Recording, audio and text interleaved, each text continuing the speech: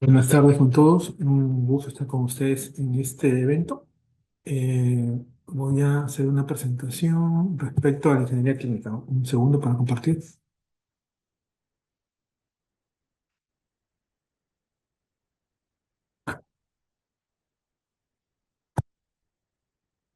Acá. Bueno, primero pedir disculpas por no poder estar presente físicamente, lamentablemente por motivo de trabajo no puedo estar en el auditorio.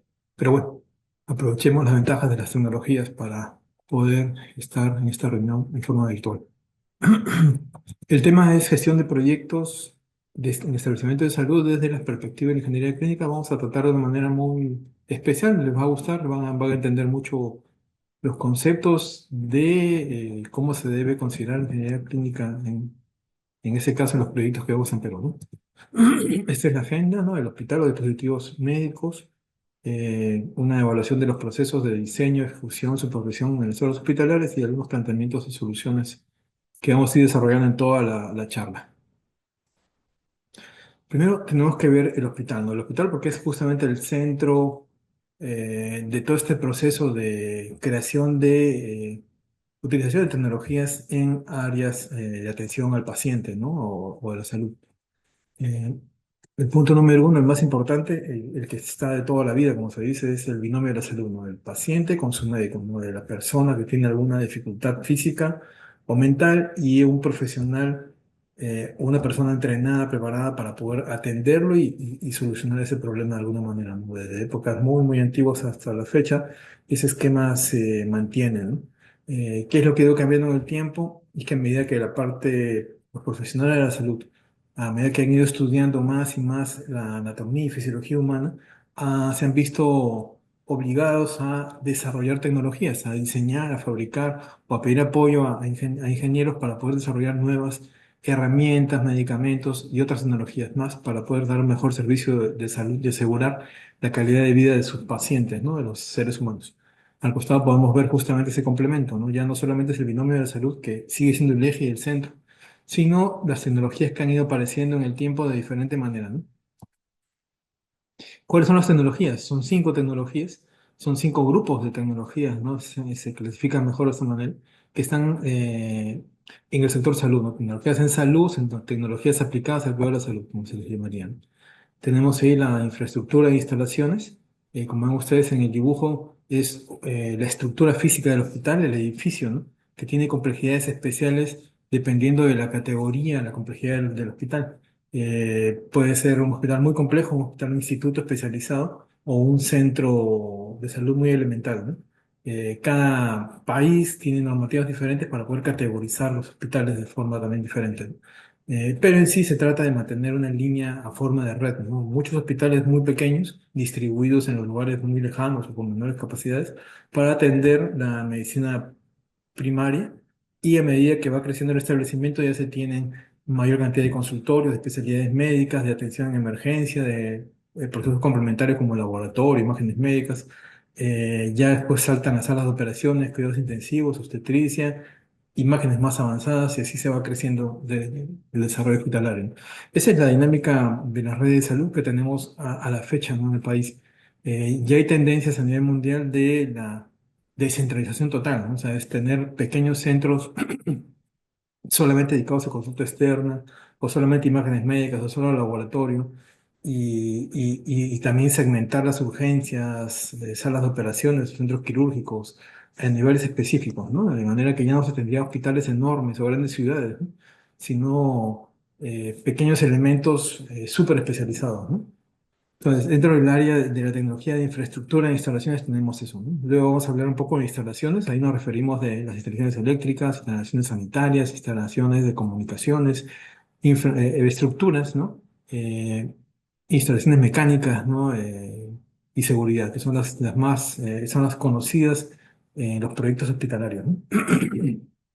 El otro grupo de tecnologías es los dispositivos médicos, dentro de los cuales están los equipos médicos. Nos vamos a hablar después de este punto también más sobre este tema, ¿no? La siguiente tecnología es los sistemas informáticos. Ya no hay manera de pensar en un hospital que no tenga sistemas informáticos avanzados, ¿no? Un sistema GIS, un sistema RIS, un sistema LIS, ¿no? Para poder optimizar y administrar la gestión de la información de los pacientes en sus diferentes especialidades. Y equipos médicos que ya van mandando información directamente, ¿no? Ya no es necesario de cargarla, tipearla o escribirla, sino directamente que se genera, se va lanzando en bases de datos a el centro de control de manera que se administre de forma adecuada, ¿no? Eh, los medicamentos y drogas son otra tecnología, ¿no? Que también tienen mucho tiempo, ¿no? Se catalogan de forma diferente. En ese sentido, dentro de los proyectos hospitalarios ya también se está tratando de adecuar en el Perú el uso de farmacias automatizadas. ¿Qué es esto? Son robots, ¿no? Son máquinas robotizadas que pueden gestionar, hacer toda la logística de un fármaco, ¿no? Desde el proceso de compra, selección, recepción, inventariado, almacenado, entrega de dosis y el control para el nuevo petitorio, todo en una sola máquina, ¿no? Que automáticamente va haciendo todos los procesos y va informando a los encargados de la gestión cómo va el avance, de manera que no se tenga nunca deficiencia ni problemas de falta de medicamentos y demás. Por último, los procedimientos médicos, ¿no? Todos los procedimientos, guías, pasos que hacen los médicos en sus protocolos, los protocolos en sí, igual que las enfermeras, igual que los técnicos y los onólogos, están registrados, ¿no? Y ese registro permite que se pueda controlar o editar la mejoría del proceso o si el proceso puede generar un daño, ¿no? Entonces, eso también es una tecnología, ¿no? Esos pasos uno a uno que realizan los profesionales de la salud para poder desarrollar su atención a los pacientes. Esa documentación es súper importante para los proyectistas y los especialistas de diseño de hospitales, ¿no? ¿Por qué? Porque en esos requerimientos los médicos colocan todas sus necesidades, ¿no? Recursos físicos, humanos, administrativos, financieros, que de manera que yo, leyendo sus guías de procedimiento y sabiendo a qué UPS corresponde, puedo saber exactamente qué equipamiento necesitan y cuánto van a mover de ese tipo de procedimientos médicos, ¿no? Estas son las cinco tecnologías, ¿no? Son los cinco tipos de tecnologías que existen para cualquier hospital. Ustedes imagínense ingresando a un hospital y van a poder seleccionar las tecnologías así como las están viendo, ¿no? Infraestructura de instalaciones, dispositivos médicos, procedimientos médicos, medicamentos y drogas y sistemas informáticos. En lo que respecta a la ingeniería, hablábamos al primer punto, ¿no? Instalaciones y infraestructura. Tenemos estas también cinco, ¿no? Eléctrica, estructural, comunicaciones, mecánica y sanitaria, ¿no? Cada una independiente en su desarrollo, pero cada uno también como carrera profesional, porque tenemos ingenieros eléctricos, ingenieros mecánicos eléctricos, tenemos ingenieros estructuristas, tenemos ingenieros de comunicaciones, de sistemas, de electrónica, ¿no? Tenemos ingenieros mecánicos y tenemos ingenieros sanitarios, ¿no? Cada una de estas profesiones le da al profesional ingeniero la especialidad y la capacidad de poder tratar cada una de estas especialidades, pero para poder trabajar en salud tiene que dar un salto más, ¿no? Hay una especialización final o una capacitación final que deben tener los ingenieros en cada una de estas especialidades para poder desarrollar tecnologías para la salud. No es lo mismo, ¿no? Ya en varias reuniones se ha discutido ese tema, ¿no? En salud hay ciertas definiciones, ciertos rangos y hay muchas marcas de fábricas que realizan tecnologías solamente para hospitales, que ya están segmentadas para características del trato y del manejo de pacientes, ¿no? Perdón. Eh, entonces, cada una de esas requiere una especialidad. Entonces, justamente el ingeniero mecánico, civil o estructurista de comunicaciones o sistemas electrónico, sanitario o eléctrico, llevando una especialidad en ingeniería hospitalaria, que sería lo correcto, tendría este conocimiento para poder trabajar en hospitales, ¿no? Y estos cinco profesionales serían los ingenieros hospitalarios, ¿no? Que estarían en el país en todos los sistemas, ¿no? Otro punto importante en el tema hospitalario es el sistema tecnológico, ¿no? Yo no puedo ver el equipo médico como un ente independiente. El equipo médico es parte de un sistema tecnológico. Los componentes del sistema tecnológico son cuatro. El equipo médico propiamente dicho, en este caso el ventilador pulmonar, las instalaciones y sistemas que permiten que funcione adecuadamente, por ejemplo, la electricidad, la puesta a tierra, la estructura para sostenerlo, los gases medicinales, las tomas, las redes de data, ¿no? Las tomas eléctricas, como mencioné inicialmente, ¿no? Son parte de los sistemas que permiten que funcione en equipo, ¿no? Entonces se agrupa como instalaciones. Del otro lado, para poder tratar al paciente, para poder conectarse con el paciente, los equipos necesitan de accesorios e insumos. Los accesorios conectan al paciente, ¿no? Y por último, el paciente y los profesionales de la salud, que serían el cuarto paso, ¿no? Según esta estructura, es muy sencillo encontrar las causas de inoperatividad que justamente tienen estos cuatro factores, ¿no? En estadísticas internacionales se ha notado algo increíble, ¿no? A medida que ha pasado el tiempo, las causas de inoperatividad de equipos médicos se incrementan en el factor usuario, ¿no? Hace 10 años acá en el Perú, la estadística que hicimos con un grupo de especialistas nos dio alrededor del 50% de las fallas registradas en las órdenes de trabajo de mantenimiento relacionadas a mala operación, ¿no? Y en sus diferentes rangos, ¿no? Era el usuario que había generado el problema y la causa de inoperatividad. Eh, el 30% máximo, 40%, y eso era mucho, ¿ya? Estaba dentro del rango de accesorios e insumos. ¿Por qué? Porque justamente hace 20 años, por lo menos en el Perú, tuvo mucha fuerza el concepto de accesorios compatibles, ¿no? Ese compatible que no era un accesorio similar al de la marca original, pero no era igual, ¿no? Tenía algunas variantes, o era muy parecido, o solamente cambiaba la caja, como decían muchos, ¿no? Pero sin embargo, no, ¿no? El fabricante no reconocía estos accesorios como válidos en muchos casos, ¿no? ¿Y qué problema genera? Que un accesorio es un componente que continúa del sistema del propio equipo médico. Entonces, por ejemplo, todo el sistema mecánico de un ventilador pulmonar, al tener una extensión en los circuitos respiratorios, tanto de expiración como de inspiración, que tienen una elasticidad, una compliance, que tiene que estar dentro de un rango para que el sistema del controlador pueda trabajar correctamente. Al utilizar nosotros de otras características, de otras dimensiones, de otros diámetros, simplemente lo que hacemos es alterar el sistema, ¿no? El sistema intenta leer esa información, no puede, al no alcanzarla, comienza a alterarse y se daña, ¿no? Entonces, en el tiempo, el equipo termina desajustándose y dando parámetros incorrectos. ¿Por qué? Porque se ha estado usando accesorios incorrectos. Es súper importante el tema de accesorios en ese sentido. Y finalmente, la cantidad de inoperatividad sumada, ¿no? Entre instalaciones y equipo médico no pasa del 15%, ¿no?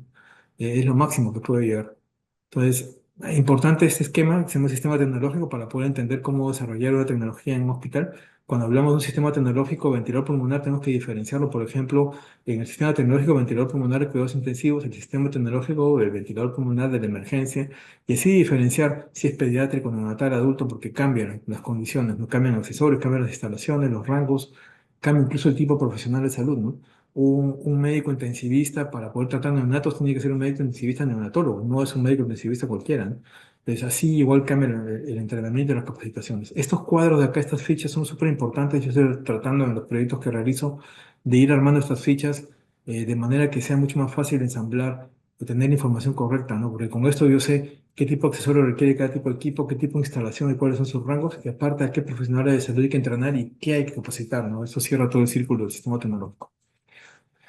Viendo los dispositivos médicos, tenemos estos cuatro puntos, ¿no? Primero, la definición de dispositivo médico, súper importante entenderla. Aquí estamos viendo que la referencia es de INVIMA de Colombia, pero es muy similar a la de MIGS en Brasil, la de MAT en Argentina, la de Salud Pública de Chile y aquí en Perú la de IGEMIT, ¿no? Se manejan estándares muy similares, ¿no?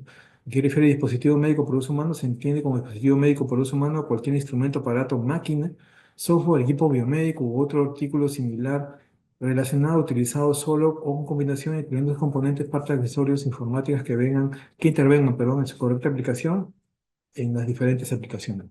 Esa es la definición de dispositivo. ¿Cuáles son los dispositivos médicos? Tenemos vendas y similares, jeringas, prótesis, catéteres, sistemas de administración de fluidos o de líquidos, el instrumental médico, los equipos biomédicos y los preservativos látex y silicona, ¿no?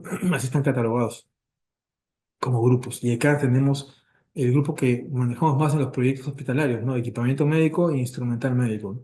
Los otros son considerados como material médico, ¿no? Y van incluidos en los procesos logísticos o de administración interna de cada hospital, ¿no? No es fácil mapearlo, o sea, no es fácil calcular la cantidad de requerimiento de estos materiales porque tienen una característica, hay que listarlos de otra forma, ¿no? Y el ministerio maneja algunos protocolos para ese tipo de procedimientos, pero lo que es instrumental médico y equipos biomédicos o médicos, sí lo manejamos en los proyectos, ¿no? Y las normas técnicas nos dictan más o menos alguna idea de cuáles son los mínimos requeridos por cada tipo de ambiente, ¿no? Y eso tenemos que complementar a nosotros con las guías de práctica clínica, los procedimientos y protocolos médicos. Es un equipo médico. Son los aparatos, accesorios, instrumental para uso específico destinados a la atención médica quirúrgica, procedimiento de exploración, diagnóstico, tratamiento, rehabilitación de pacientes, así como aquellos que para efectuar actividades de investigación biomédica, ¿no?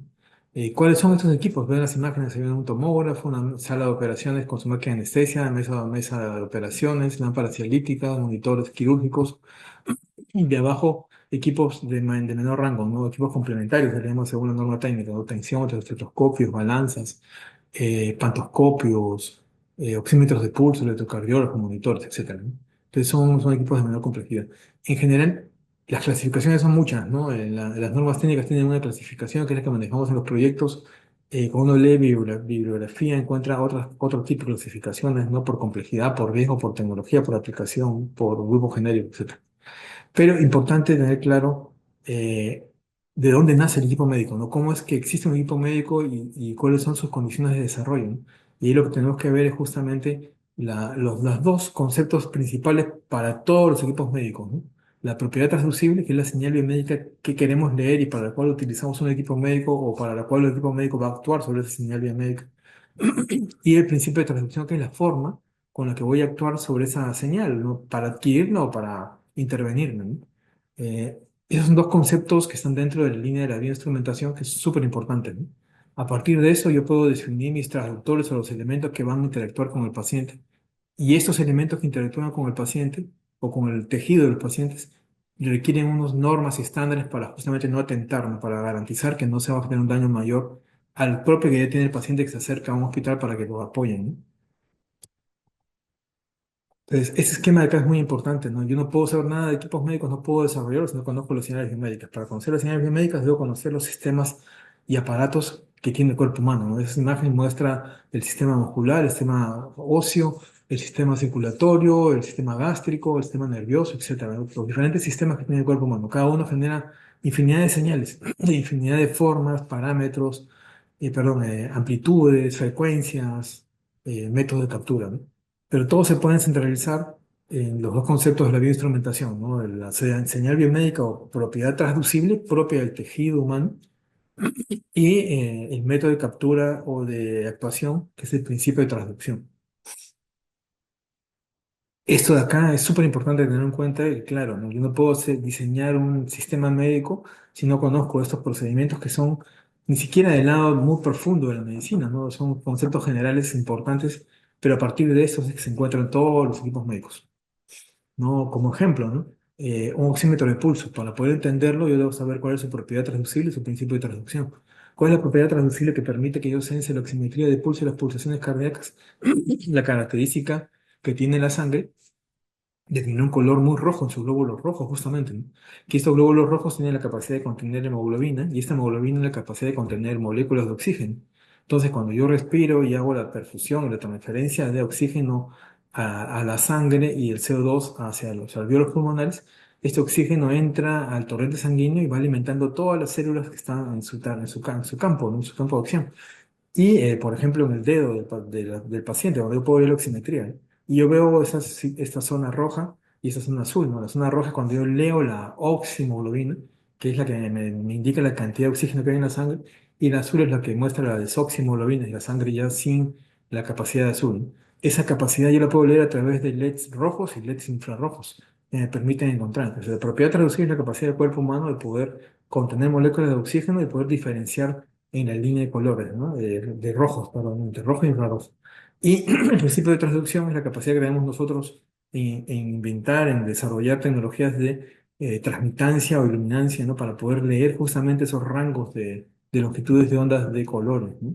Eso es el principio para poder tener un oxímetro de pulso, ¿no? En el tema de imágenes médicas o rayos X, muy similar, ¿no? La capacidad que tienen los electrones, los fotones y electrones para poder atravesar el cuerpo humano a una potencia y una velocidad sin alterar físicamente la estructura de las células humanas, pero permitiendo que yo pueda imprimir en un papel las diferentes densidades del órgano que estoy atravesando, ¿no? ¿Esto por qué? Porque la propiedad traducida del cuerpo humano es tener densidades variables y la capacidad de poder absorber la energía para que justamente yo pueda atravesar el cuerpo con los rayos X y dibujar en una placa en 2D las diferentes densidades que han sido atravesadas por el haz de luz, ¿no?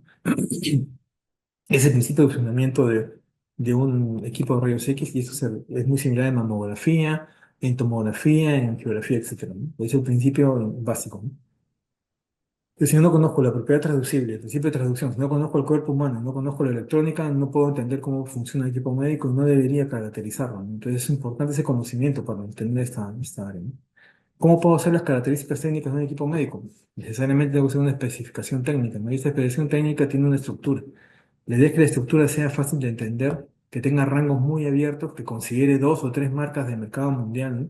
Si es que es el caso que es una tecnología nueva y muy necesaria, innovadora e importante para un grupo de pacientes, se puede detallar, ¿no? Esa característica técnica informando de esa manera, ¿no? En esta etapa de la característica que se llama detalle, ¿no?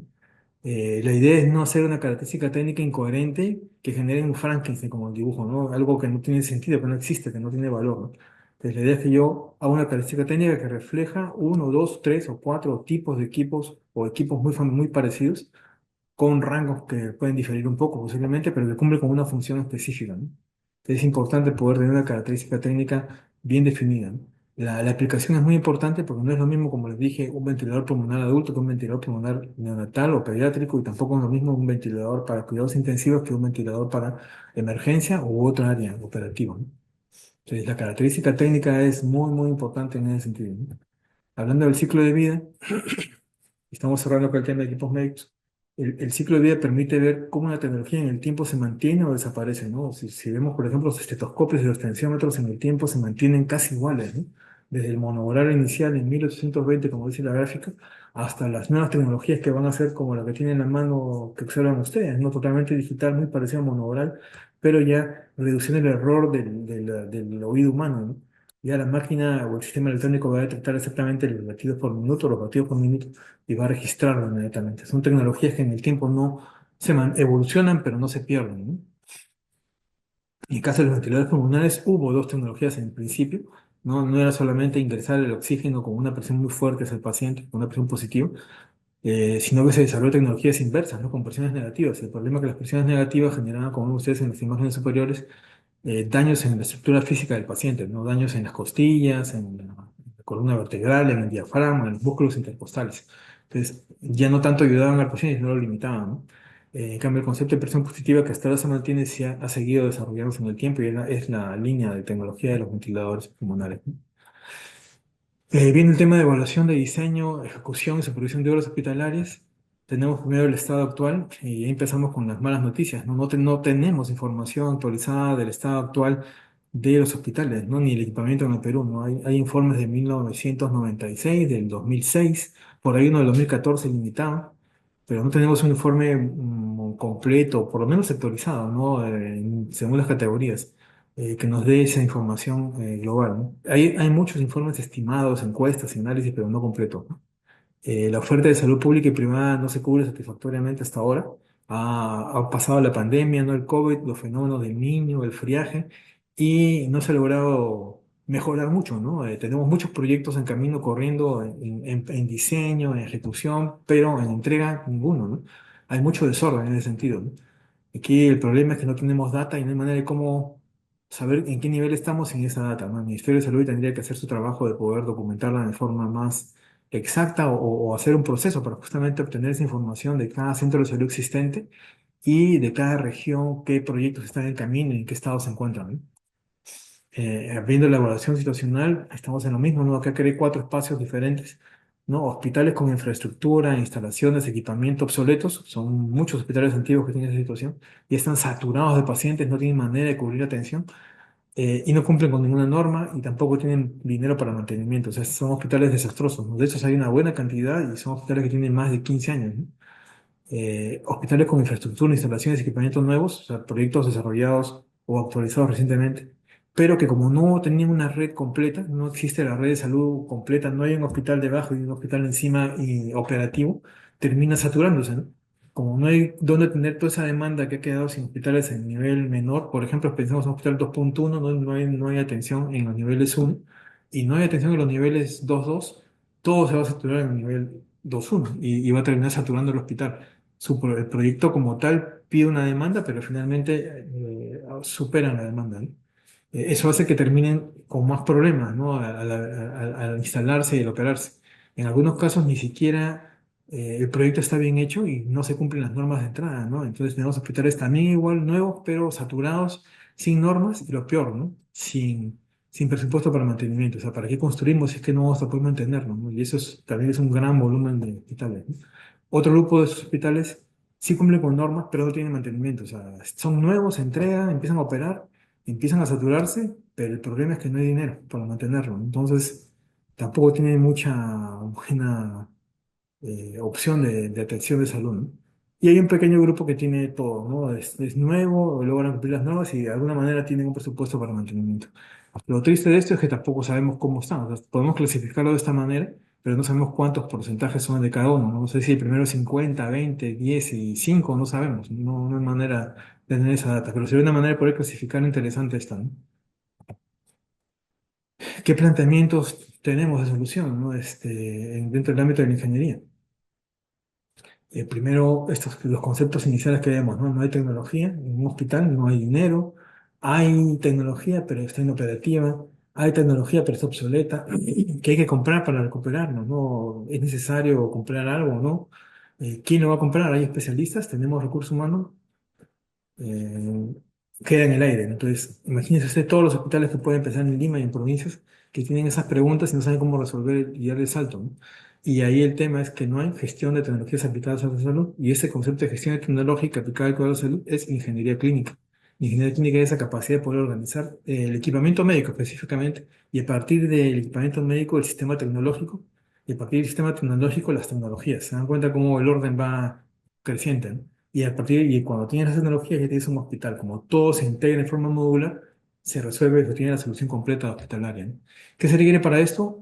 Tener especialistas, ¿no? Especialistas médicos capacitados, entrenados para poder entender la gestión tecnológica y especialistas en ingeniería y gestión para poder desarrollar la gestión tecnológica. Punto importante aquí para el Colegio de Ingenieros, ¿no? Para poder justamente incentivar el conocimiento de la gestión tecnológica, ¿no? En los ingenieros. ¿Y qué tipo de ingenieros, no? O sea, se tiene áreas hospitalarias en un hospital.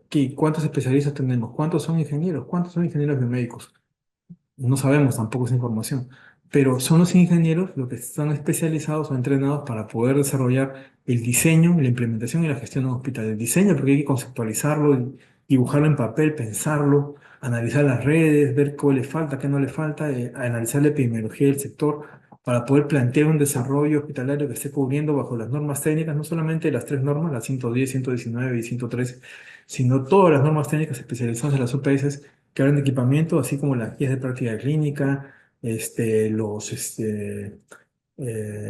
protocolos médicos, los estándares de salud, etcétera, ¿no? Toda esa documentación que está comentada en las normas técnicas también debe cumplirse y ahí se listan la cantidad o las características de equipo que se requieren, ¿no? Para poder dar un buen servicio de salud en cada una de las especialidades. Entonces, esa es la parte del diseño, ¿no? Se requiere gente que tenga en el lado de ingeniería para equipamiento conceptos biomédicos muy, muy grandes, ¿no? Entonces, como coloco en el cuadrito verde, en el área de fase de diseño es importante tener ingenieros biomédicos. En la fase de implementación, que es cuando yo ejecuto la obra y la voy a desarrollar, tanto como el ingeniero médico es necesario, pero también mucho más necesario en esa etapa de construcción es el ingeniero hospitalario. Este ingeniero civil, electrónico, eléctrico, mecánico, sanitario, estructurista, ¿no? Que capacitado en hospitales desarrolla un concepto coherente de acuerdo a lo que le indicó el ingeniero biomédico en su desarrollo, en su proyecto. ¿Se dan cuenta, no? Es importante también que en la implementación se tengan ingenieros hospitalarios, que sería el segundo punto fuerte. Y la gestión, obviamente, como es la palabra gestión del hospital, que es la utilización de la tecnología, la mejora, el cambio, el ciclo de vida, etcétera, entra el ingeniero clínico. El ingeniero clínico es un ingeniero biomédico capacitado para gestionar tecnologías.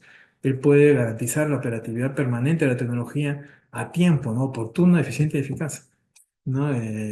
Serían los tres ingenieros, ¿no? El biomédico, el hospitalario y el clínico. Los tres que son capacitados para poder lograr tener éxito en todo el ciclo de vida útil de un hospital y su equipamiento, ¿no?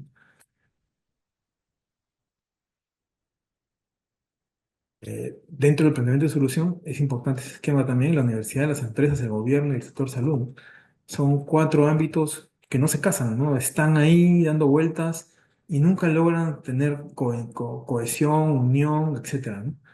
No logramos juntar la necesidad del sector salud con el sector educación, menos las empresas y tampoco el gobierno. Así que ustedes ven ingenieros biomédicos saliendo al mercado para terminar haciendo mantenimiento solamente o para trabajar en una empresa proveedora de equipos o para dictar clases en una universidad, de repente, no digo que esté mal, pero no es el sentido, no es el objetivo, ¿no? O sea, estos cuatro ámbitos deben sincronizar para tener un perfil ocupacional correcto y un perfil profesional correcto, ¿no? Un perfil profesional que pueda caracterizar a las necesidades médicas y un perfil ocupacional que pueda caracterizar a la educación, ¿no? Yo tengo que entrenar personas o capacitar personas o crear profesionales para cubrir una necesidad. Y eso es lo que no estamos haciendo, ¿no? Entonces, podemos ver un montón de carreras, diplomas, certificaciones, con valor o sin valor, no sé, ¿no? Donde se comenta mucha información de muchos ingenieros que tenemos experiencia, ¿no? Pero sin embargo, falta que eso esté organizado, ¿no? Que tenga puntajes, que tenga valor para que el estudiante, para que el especialista que se está entrenando se sienta que está trabajando, que está elaborando, que está creciendo, ¿no? Eso es algo que no se tiene muy bien desarrollado en el país. Las universidades no están dictando primero los primeros pasos en ese sentido de poder crear certificaciones, diplomas en forma organizada, ¿no? Que resuelvan el problema de la salud, que resuelvan el problema de las empresas, que resuelvan el problema del gobierno, ¿no? Que resuelvan incluso su propio problema de desarrollo de educación correcta, ¿no? No podemos compararnos con otros países, hay una tipología especial, ¿no? En la región, ¿no? Y por ahí en el país también, ¿no? Entonces tenemos que un poco alinear ese desarrollo de las carreras, ¿no? Otro punto importante, y es un punto vacío totalmente acá en el país, es los técnicos de ingeniería biomédica. No tenemos técnicos de ingeniería biomédica, no hay ni un centro tecnológico, instituto que capacite técnicos en ingeniería biomédica. Tenemos técnicos eléctricos, mecánicos, ¿no? Pero en ingeniería biomédica no hay. Entonces, todos los hospitales que hay en el Perú, todos los hospitales que tenemos que tener en el Perú con el equipamiento costosísimo que hay, sin un técnico biomédico que pueda operarlo y que pueda asegurar su mantenimiento y su provisión, este es cubierto por quiénes, por los ingenieros electrónicos, ingenieros mecánicos, que luego pasan o algunos ingenieros médicos, ¿no? Que trabajan en ese rubro, intentando corregir o mantener el equipamiento, ¿no? Pero le correspondería realmente a un técnico biomédico que luego puede completar sus estudios y ser un ingeniero biomédico clínico, ¿no? Eh, Nuevamente cerrar el tema en el tema del diseño, implementación y gestión, y qué es la ingeniería, justo estamos en el Colegio de Ingenieros, que es la ingeniería la que tiene que estar sí o sí en su desarrollo, ¿no? No puede ocurrir que se tenga el desarrollo de un plan médico funcional y luego un plan médico arquitectónico y no hay ni un ingeniero, ¿no? Que pueda opinar sobre la gestión tecnológica alrededor de esas decisiones, de por qué hay tantos ambientes en un hospital y qué tipo de ambientes se tienen, ¿no? Es un tema que tiene que, hay que cuidarse y corregir. Aquí finalmente tenemos el diseño, la implementación y la gestión como parte de el planteamiento de esta solución, ¿no? Eh, lo comentamos en antes, ¿no? La falta de conocimiento del número de ingenieros, dónde trabajan, en dónde se desarrollan, cuántas plazas se requieren, porque no se tiene claro esto, es otro problema que tenemos que también cerrarlo, ¿no? No hay esa información. El colegio también tendría que apoyar un poco en ese sentido de poder crear los mecanismos para poder justamente lograr obtener la información de hospitales, de centros, de empresas, de universidades, ¿no? Eh, bueno, ya hablamos de ese tema, ¿no? Un poco volver a regresar para que puedan quedar bien cimentados los conceptos de diseño, implementación y gestión, ¿no? El ingeniero biomédico, el ingeniero hospitalario, el ingeniero clínico, los tres ejes para poder desarrollar las tecnologías y asegurar que las soluciones en los hospitales tengan fuerza y relación, ¿no? También comentamos esto, los perfiles profesionales y ocupacionales un poco antes. Se tienen que definir buenos perfiles profesionales para cubrir las necesidades ocupacionales, ¿no? Si ustedes revisan la norma de la ley de salud, de profesionales de salud, van a encontrar que en tema de ingeniería tenemos solamente los ingenieros sanitarios, ¿no? Que por error se ha colocado ingeniería sanitaria, eh, porque el concepto sanitario en otros países se refiere a salud, ¿no? O a sanidad, ¿no? Cuando se debería colocar solamente ingeniería en salud y poder diferenciar a los tres tipos de ingenieros que he comentado, ¿no? Biomédicos, hospitalarios y clínicos. Entonces ahí también hay un tema que hay que ordenar y catalogar correctamente para no confundir, ¿no? Eh, para cerrar ya la charla, nada, el primer paso que se debe seguir, y es el más difícil, es empezar, ¿no? Entonces tenemos que ordenar la información y tomar la decisión, tomar conciencia para empezar a resolver el problema en orden, paso a paso, evaluando, planeando, eh, en busca de una solución integral, ¿no? Que realmente hay soluciones en el camino, ¿no? Puede pasar 20 años, 30 años, el tema es empezar a hacerlo, ¿no? Entonces, nada, ahí la pregunta, ¿no? ¿Cuándo empezamos a pensar en un plan integral? Ya hay que empezar. Espero que aquí en el foro se haya logrado tener algunos conceptos que he comentado, algunos que puedan sintonizar con ellos y les parezca correcto poder pensar en un plan integral, ¿no? Ahí el colegio también es importante para poder ayudar a gestionar, a crear este ámbito, ¿no? Eh, nada, finalmente, finalmente esta imagen, ¿no? Hemos sembrado la semilla hoy día. Es la idea no decir que terminó la sesión de hoy día, sino que se inició el plan, ¿no? Espero que se haya logrado lograr esta meta, ¿no? Les agradezco mucho el tiempo que me han dado para poder presentar esta presentación y nada, muchas gracias, buenas noches.